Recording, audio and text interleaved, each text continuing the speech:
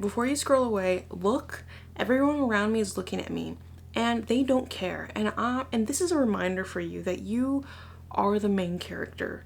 And you're probably going to forget about this. And maybe you are going to forget about this. You are the main character in your story, in your life. And why does that matter? Why does that matter if you are the main character in your life? Well, you get to choose how you show up. You get to choose how you present yourself. You changing the narrative of your life is in your hands. You get to rewrite the story. It's not permanent. The past, in your past, tend to identify the past as something true, something concrete for you, something of a belief, but that's not true. Just because perhaps you have failed in the past doesn't mean that now you are a failure, or just because someone said something now that you are this, and perhaps it has accumulated over the years, but you are the main character in your life. And I was like, let's look at one of my favorite movies. I was like, let's look at Miss Katniss Everdeen from Hunger Games. She's giving main character energy vibes. But the thing with Katniss, the thing with you, is that you do not know that you are the main character in your life.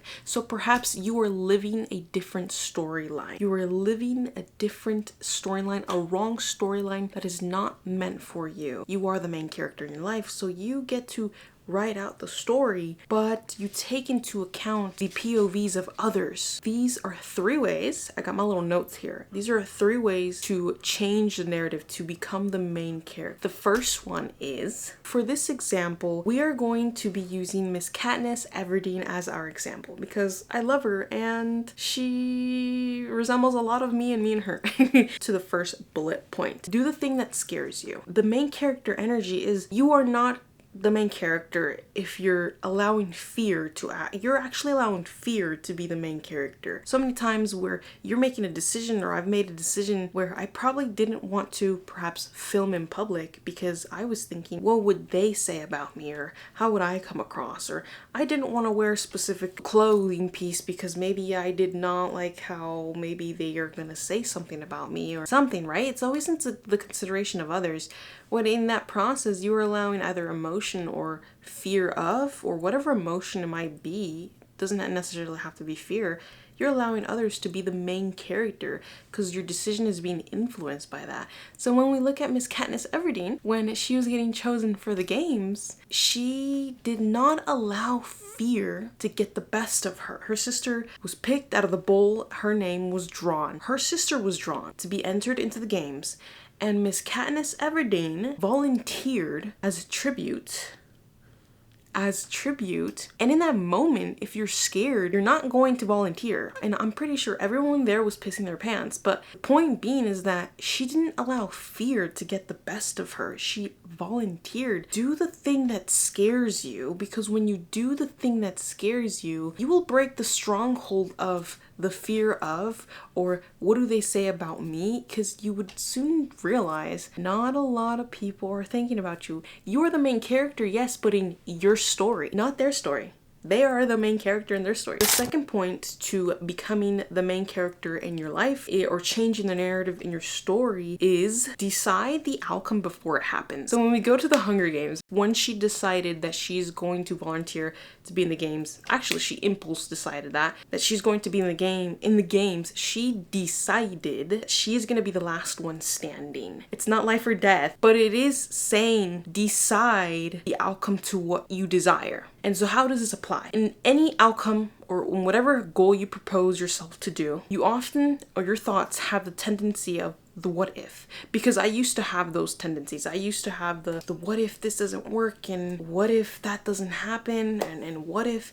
And let me tell you about these thoughts. The breakthrough that I've had and the revelations that I've had with these thoughts is that those thoughts, they don't serve you. They don't serve you. So if you are going to make a decision, you're going to decide, you're going to cut through any possibilities that are not in favor of you. That's what happens when you decide. So decide the outcome before it happens. Some things might not go to plan. Some things might not be what you expected. It might not be, but it's not being afraid to those things that don't go as expected, because life is life and life can be lifing sometimes. And when it does not go to how you expect it, then confront it. Don't ever let fear be the motivating factor that tells you how you should make the decision, because that just cripples you. Number 2 is decide the outcome before it happens. Is you will decide and you will cut any negative thoughts that are contrary to you. And I once heard this statement that says, it was like, if you ask disempowering questions, you will get disempowering answers. So if you have disempowering thoughts, you will have disempowering actions. Your outlook will be disempowered. It will not be a motivating or driving factor or discipline, right, to actually take action, believing that the thing that you are taking action is not going to serve you, it's not going to happen, because you're already saying the what ifs and what if this happened and that happened, and then you're turning around the corner and you're saying, I'm gonna die. But what are your chances of survival there? So when we look at Miss Katniss Everdeen, she decided that she was gonna be the last one standing in the games. So for you, what are you going to decide? What are you going to cut any possibilities that are not in favor of you? The next bullet point in being the main character in your story in your life, change the input to change the story. What does that mean? You're not gonna flip your life in a full, and I've learned that the 1% matters, and I'm pretty sure you have heard of the 1%. I've learned of the small actions are actually the defining moments to your life. And you think that they're not, because the world tends to say, well, in order for you to change your life, this whole smack dab thing in the middle, you have to change everything about it, which in reality is not the case if you actually want to make permanent changes, if you actually want to make a difference in your life. The thing that matters is the small little choice, the small little decision, the day-to-day decisions that you seem that look so mundane. Those are the small inputs that you can change. They're often disguised as nothing, not impactful, but they're actually huge and impactful. You just deem them as if they're not. So change the input to change the story. And we're not gonna go to Miss Katniss Everdeen for here. We're actually gonna go to me, to Shelsy. I've been aware of some habits that I would like to change, and some of those habits is sleeping early. I used to be a night owl, okay? And I am a recovering night owl addict. Sounded so wrong. I used to be a night owl, and I realized whether in moments of work or I am confused in what I'm working on or uncertain about something, or I'm in my head, sometimes that tends to drag out in the night or whatever it may be, and I end up sleeping late, and I end up defying or disrespecting sleep.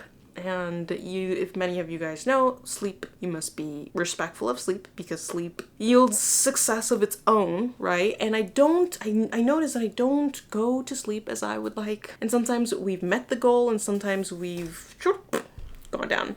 But I've realized that it's just one input. I decide to go to sleep or start packing things up at this certain hour. It changes the trajectory. And it's just one input. It's like a domino effect. One domino drops the rest of them. So do not deem it unworthy or small or not impactful, when in reality it is all of that and above. So change the input to change the story. Looking back with Katniss Everdeen, Miss Everdeen girl, she is the main character in her life, but she's not the main character in her sister's life. Her sister, or not, what's his name, Pete? She's like, it's your favorite movie, yet you forgot the actor's name. I know.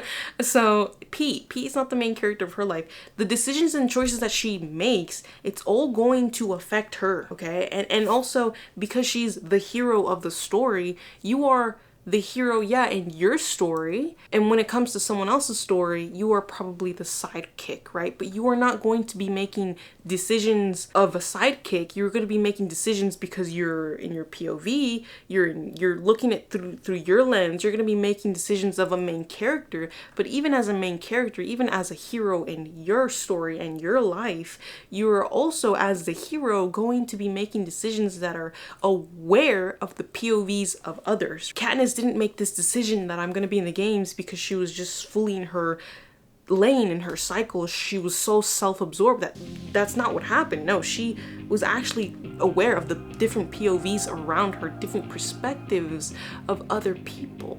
So she is the main character energy. She knew the decision she was making. So it's like, do you know the decision that you're making? And being aware, not just you're making these decisions only on you and what you're looking through, your vision, but also being aware of the POVs around you. And the sun has gone down and my battery ran out. But anyways, I hope you guys enjoyed this video. If you did, hit that like button, double dab. I'll see you guys in the next